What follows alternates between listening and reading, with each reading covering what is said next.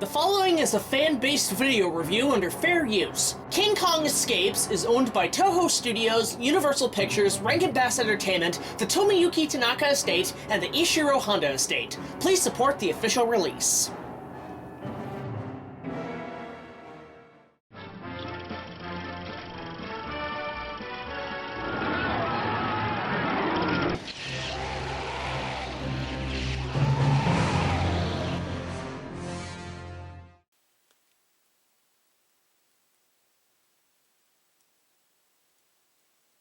Do I really have to do this? I mean, seriously guys? I already reviewed King Kong Escapes and my opinion hasn't overall changed! Well, since I did a reissue of King Kong vs. Godzilla, let's take a look at its underwhelming sequel, King Kong Escapes. It's not a sequel, you dumb cock.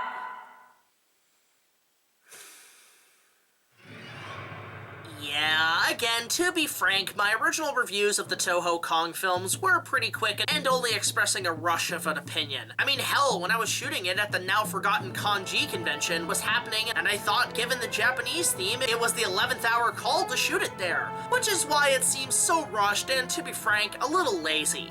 Which also explains why I only used clips from the American release trailer, rather than the actual movie. Although, to be fair, I did impress Dr. Terawat at his evil laughter competition.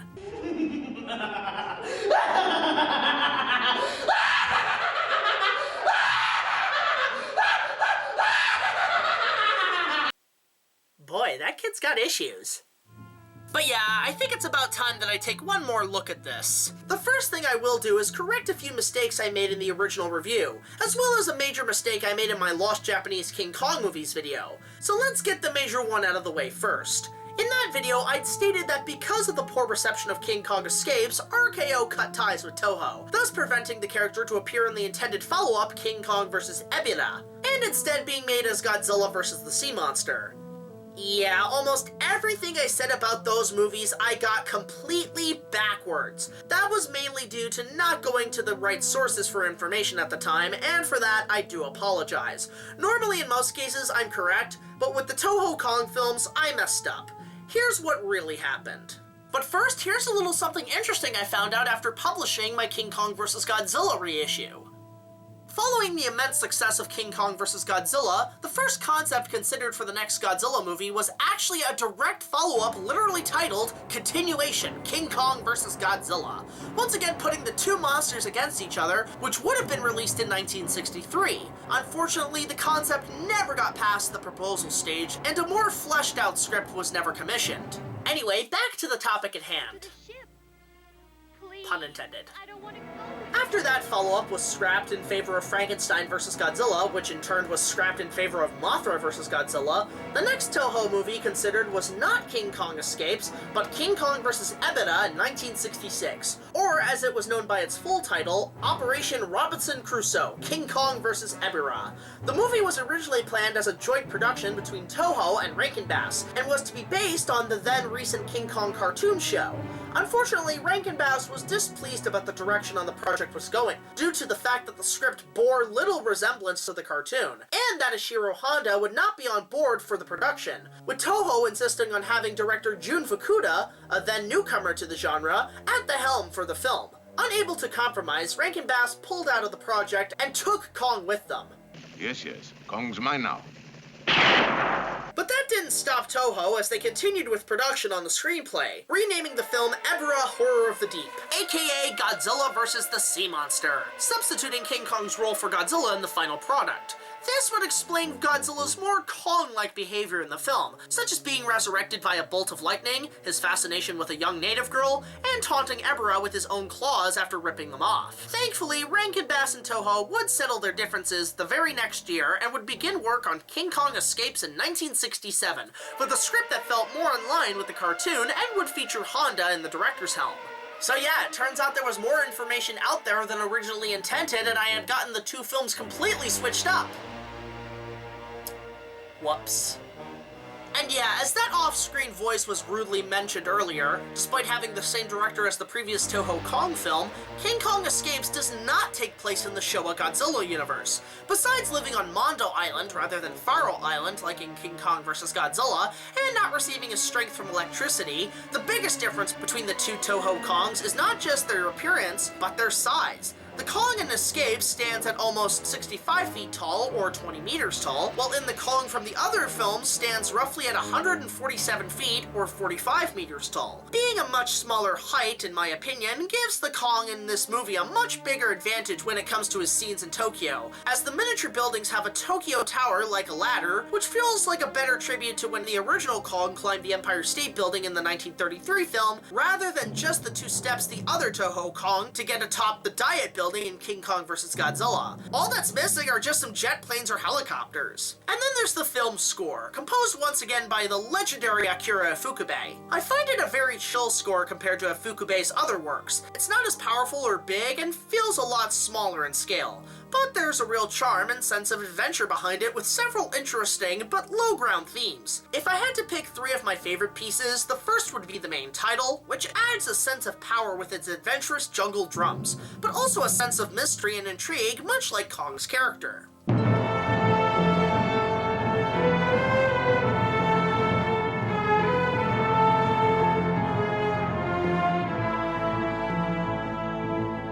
Kong vs. Gorosaurus, which pretty much acts as the main theme for Kong, is really just a sense of power and rage, like the Incredible Hulk.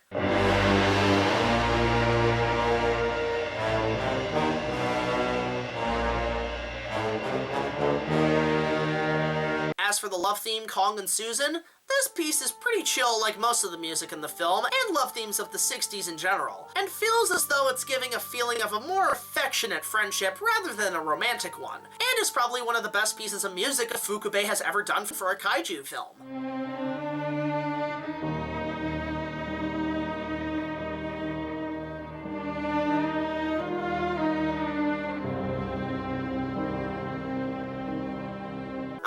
I liked about the film is the cast, and honestly, they're much more enjoyable here than in King Kong vs. Godzilla, even having rewatched the Japanese cut. The classic Kong trio with Lieutenant Susan Watson, Commander Carl Nelson, played by Rod's Reason, and Lieutenant Commander Jiro Nomura, played by Akira Takarada, who finally gets to be in a Toho Kong film, do provide great teamwork and chemistry between each other and exploring Kong's island and helping the giant ape on his adventures. On top of that, like I said in my original review, Doctor Who is a pretty cool villain.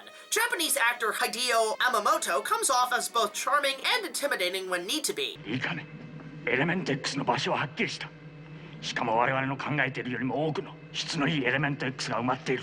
And his dubbed voice actor, Rankin Bass commoner Paul Frees, gives him a tone on par with the villains from a James Bond movie, which was a common cash grab among films in the 60s to duplicate. A creature with Kong's intelligence is easily handled. That's another little thing I learned through Carl Nelson. However, one of the characters that I only really touched upon in my review was Madame Piranha, who I mistakenly referred to as Madame X in the original review, played by the very beautiful Mai Hama, who you may recognize for playing Fumiko in King Kong vs. Godzilla, and on the topic of James Bond, also played the character Kisi Suzuki in the 1967 Bond film, You Only Live Twice. In the original review, I also mistakenly referred to Madame Piranha as working for Doctor Who, when in reality she was an overseer whose country's government finances Doctor Who's schemes. In a way, she's his superior, as she frequently berates the Doctor's failures to produce results and even threatens to pull the funding for his opportunities. Man, even for the 1960s, that was pretty fantastic girl power right there. That is girl power. Shut up! She never says which country she represents, but that's probably for the best, as it adds an extra sense of mystery to the character. You're not Japanese. Chinese, Thai, Vietnam, Burma. Plus, she comes off more as a sympathetic character when faced under the powers of evil, making her sacrifice all the more saddening.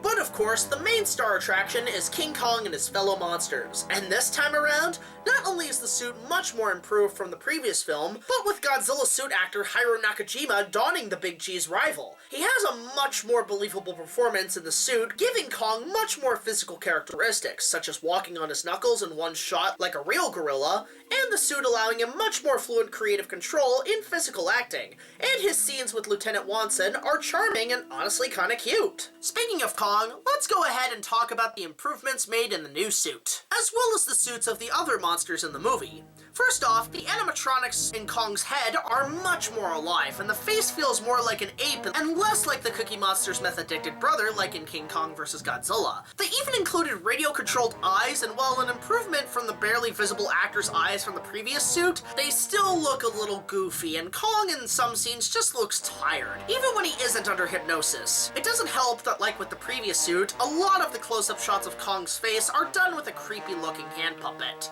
Secondly, while the new suit also has arm extensions with posable fake hands, they are a lot less noticeable and look more natural than in the Versus suit. And along with shorter legs, makes the new suit overall feel more like an actual gorilla, or at least something more in line with the original 1933 Kong. And along with the main suit, 3 more stunt suits were made for the more physically enduring scenes. The first featuring shorter arms and movable hands, along with a mask that looks like an oversized mascot head, was used in the scenes where Kong is throwing boulders, trees, and when he emerges out of the ground from Doctor Who's underground hideout.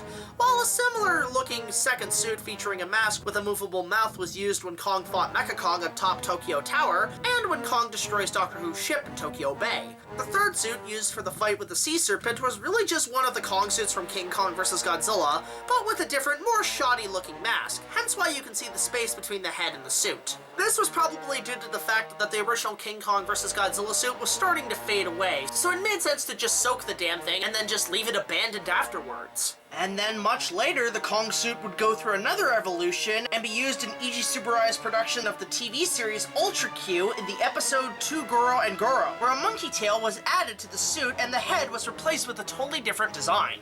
Hell, even the escape suit would be reused in the show Ike Green Man. Huh, I wonder why these still shots from the show look so familiar.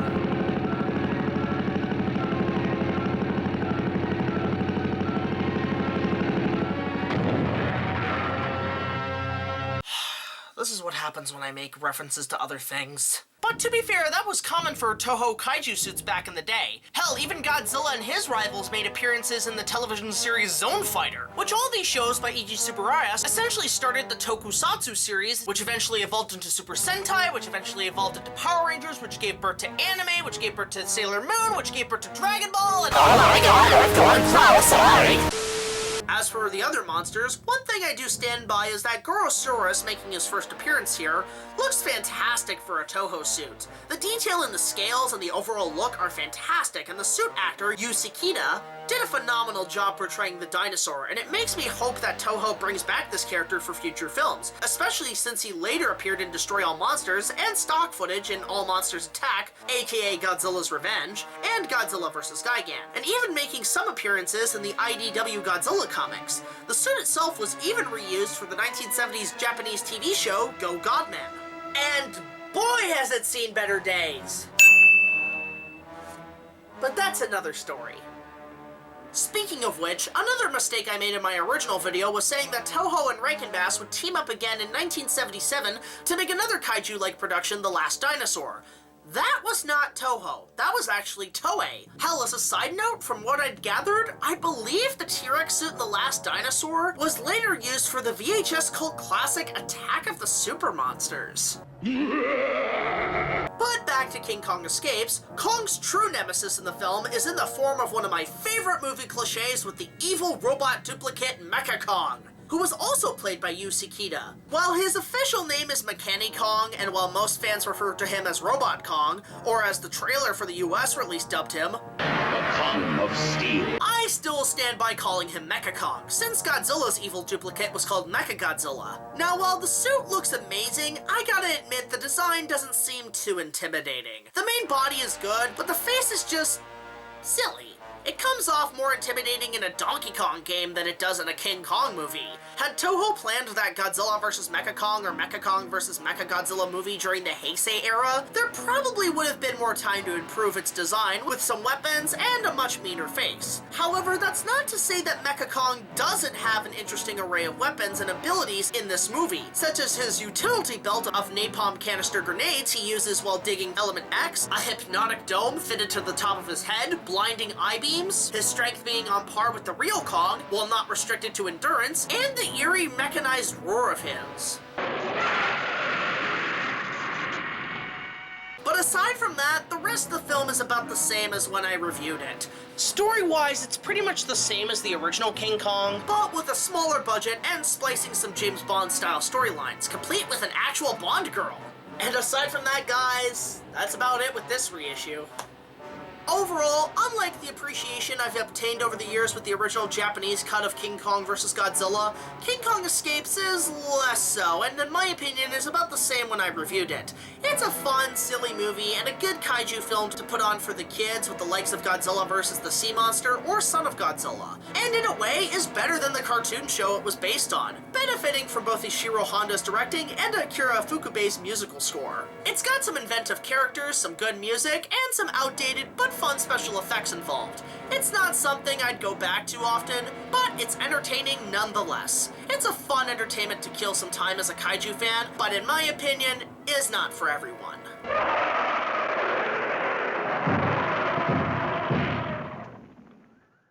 And thankfully, this is the last time I need to talk about King Kong Escapes or the Toho Kong films. But of course, I want to hear from you. What are your thoughts on the Japanese Kong films? Let me know in the comment section below. But tune in next time on the King Kong review series when we take a look at a full production from Universal Pictures and Peter Jackson.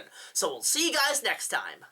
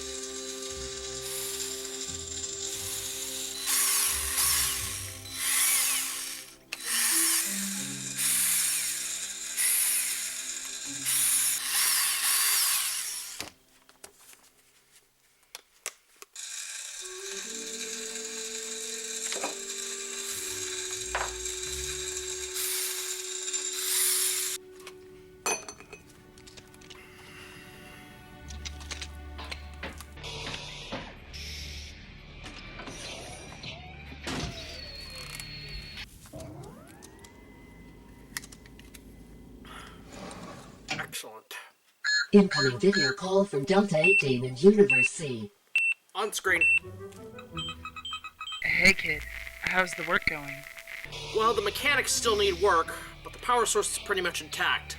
Thanks to Dr. Terawatt's mods, the Scotlet should be able to absorb my powers into my device with one single strike, allowing any attack or weapon to be maximized at full power instantaneously. Speaking of gauntlets, you might want to take a look at this. Patch it through. Those documents you found on Isla Sorna that were in the old engine labs? We cross-referenced it with other intels, and we might have found something up your alley.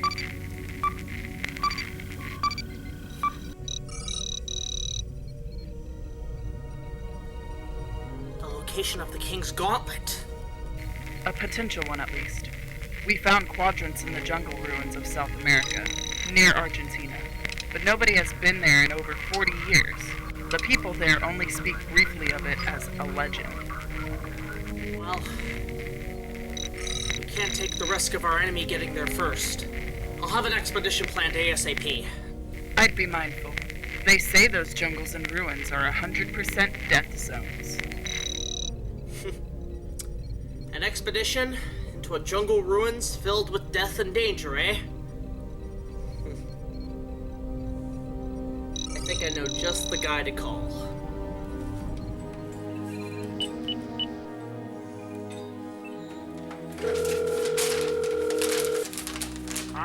Yeah, can I get the number for 1 Marshall College, please? Department? Classroom 113, to speak with 1 Professor J, please. Can I get the name of the initial, please? Certainly. Jones.